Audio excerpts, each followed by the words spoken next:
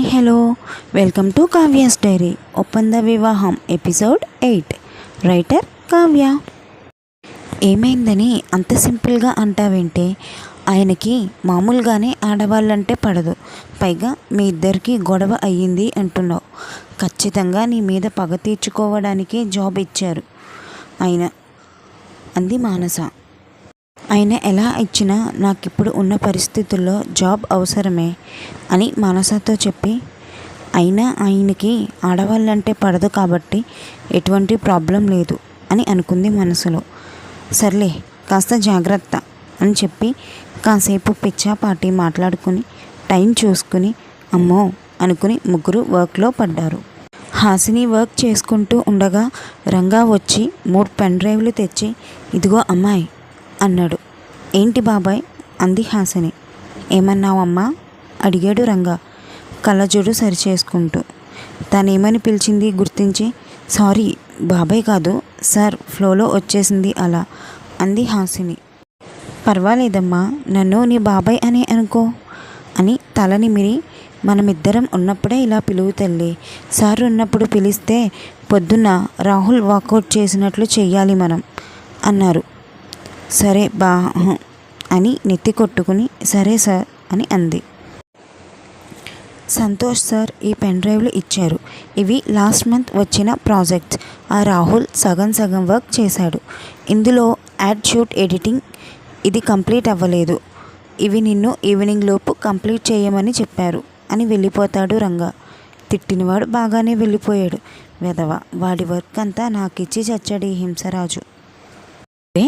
ఒక్క పూట్లో ఇంత వర్క్ ఎవడైనా చెయ్యగలడా అని తిట్టుకుంటూ సంతోష్ క్యాబిన్ దగ్గరికి వెళ్ళి, ఎక్స్క్యూజ్ మీ సార్ అంది. ఎస్ కమిన్ అన్నాడు సంతోష్. సార్, ఈ పెన్ డ్రైవ్లు రంగా సార్ మీరు ఇవ్వమన్నారని చెప్పారు అని హాసిని అంటూ ఉండగా సంతోష్ హాసినితో సిస్టంలోకి చూస్తూనే తన వర్క్ చేసుకుంటూ, కేవలం ఇవ్వమని మాత్రమే చెప్పలేదు, అందులో ఉన్న యాడ్ షూట్ని ఎడిట్ చెయ్యి, ఆ వర్క్ కంప్లీట్ అయ్యాకనే నువ్వు ఇంటికి వెళ్ళేది అన్నాడు. సార్ అంది హాసిని రాగం తీస్తూ. ఏంటి అన్నట్టు చూశాడు హాసిని వైపు.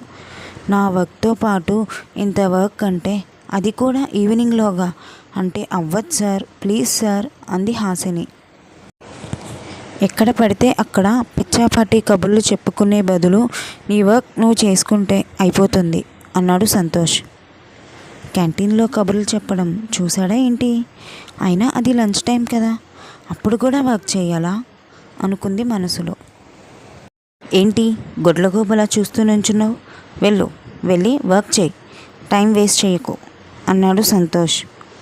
ఓకే సార్ అని నీరసంగా అడుగులో అడుగు వేసుకుంటూ డోర్ దగ్గర దాకా వెళ్ళి డోర్ తీస్తుంటే హాసిని అని పిలిచాడు సంతోష్.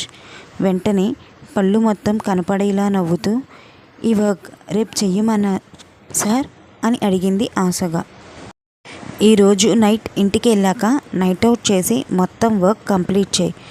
రాహుల్కి కంపెనీ ప్రొవైడ్ చేసిన ల్యాప్టాప్ని నువ్వు తీసుకో. అందులో రీసెంట్ ప్రాజెక్ట్స్కి సంబంధించి మోడల్స్ డీటెయిల్స్ ఉంటాయి. ఆ డీటెయిల్స్ని ఒకసారి చెక్ చేసి ప్రాజెక్ట్కి అనువుగా ఉండే మోడల్స్ని సెలెక్ట్ చేసి నా దగ్గరికి తీసుకురా, నేను ఫైనలైజ్ చేసి చెప్తాను. ముందు ఈ వర్క్ చూడు, తర్వాత నీ వర్క్ కంప్లీట్ చేసి అప్పుడు వెళ్ళు ఇంటికి అన్నాడు సంతోష్. సంతోష్ మాటలు విన్న హాసిని మొహం మాడిపోయిన పెసరెట్టులాగా పెట్టుకొని సంతోష్ క్యాబిన్లో నుండి రాహుల్ క్యూబికల్ దగ్గరికి వెళ్తూ, నైట్ అవుట్ చెయ్యాలా? అది నేను ఎగ్జామ్స్ ఉన్నప్పుడే నైట్ అవుట్ చేయలేదు. ఫస్ట్ డేకే ఇలా ఉంటే ముందు వీటి టార్చర్ తట్టుకోగలనా అని ఆలోచిస్తూ రాహుల్ ల్యాప్టాప్ పాస్వర్డ్ని గిరిని అడిగి తెలుసుకొని ల్యాప్టాప్ని తన క్యూబికల్ దగ్గరికి తీసుకెళ్ళి కొంతమంది ఫొటోస్ని సెలెక్ట్ చేసి ఒక ఫోటోని మాత్రం ఇంకొంచెం అందంగా ఫిల్టర్ చేసి తన ఫిల్టర్ చేసిన ఫోటోని హైలైట్ చేసి డీటెయిల్స్ అన్నీ సంతోష్కి మెయిల్ పంపి తన వర్క్లో మునిగిపోయింది హాసిని. హాసిని పంపిన మెయిల్ ఓపెన్ చేయగానే తను హైలైట్ చేసిన ఫోటోని చూడగానే సంతోష్ కోపం నశాలానికి వెళ్ళి హాసినికి కనెక్టెడ్ ఫోన్ నుండి ఫోన్ చేసి రమ్మని ఫోన్ పెట్టేశాడు. అరే సార్, ఫోన్ చేశారు అంటే నేను సెలెక్ట్ చేసిన ఫొటోస్ నచ్చి ఉంటాయి. ముఖ్యంగా ఆ ఫిల్టర్ చేసిన ఫోటో ఇంకా బాగా నచ్చినట్లుంది. ఈ దెబ్బకి మంచి ఇంప్రెషన్ కొట్టేసి వర్క్ లోడ్ తగ్గించమని అడిగేయాలి. అబ్బా హాసిని, ఏం తెలివే నీది.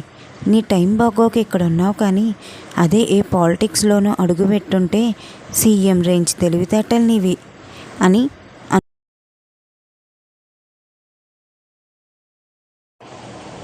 సంతోష్ వస్తున్న కోపాన్ని కంట్రోల్ చేసుకుంటూ, ఈ మోడల్స్ని ఆల్రెడీ రాహుల్ సెలెక్ట్ చేశాడా, ఇప్పుడు నువ్వు చేసావా అని అడిగాడు సంతోష్ కూల్గా. నేనే చేశాను సార్, ఆ హైలైట్ చేసిన ఫోటో ఉంది చూశారు, నేనే చేశాను. అది ఎంత ముద్దుగా అందంగా ఉంది. అందానికే అసూయ పుట్టేలా ఉంది కదా సార్.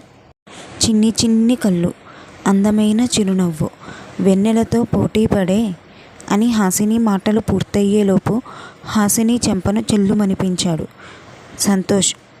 ఒక్క క్షణం ఏమైంది అనేది అర్థం కాలేదు హాసినికి. సంతోష్ ఫోర్స్గా కొట్టిన దెబ్బకి పడిపోయేది కాస్త టేబుల్ పట్టుకుని నుంచుంది.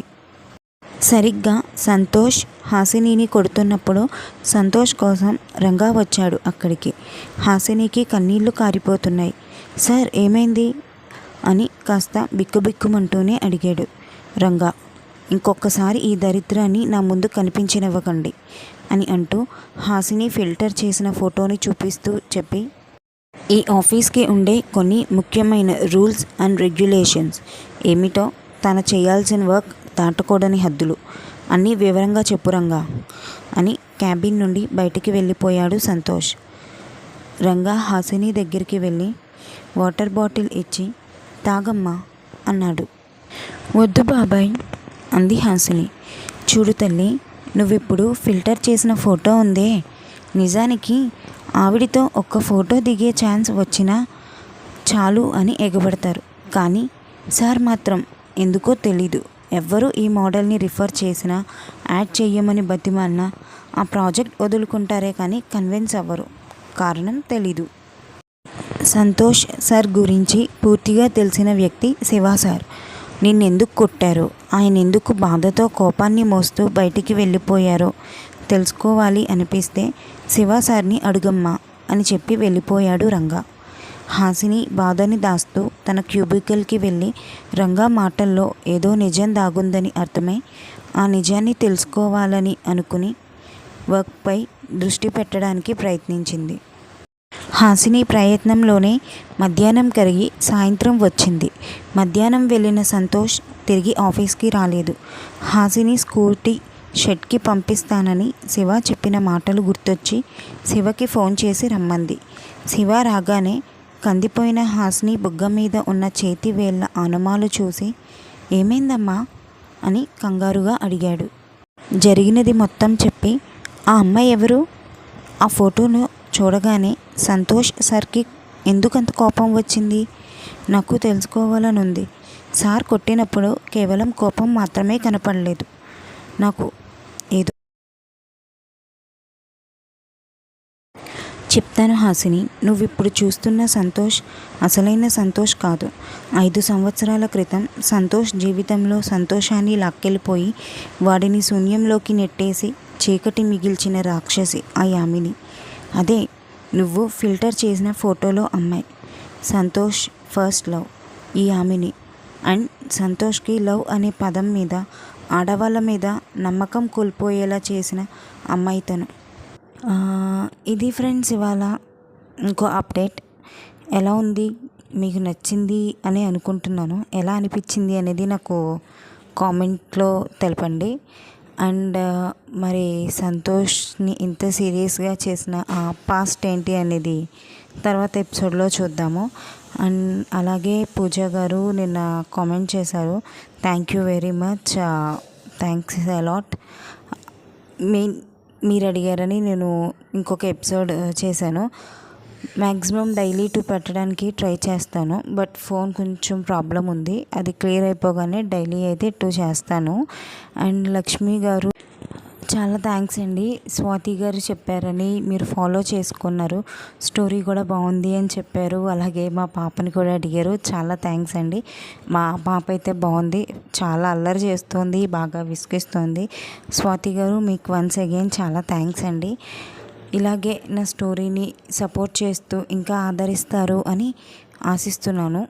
మీకు కనుక ఈ ఎపిసోడ్ నచ్చితే please comment, like, share and subscribe my channel. Me Kavya.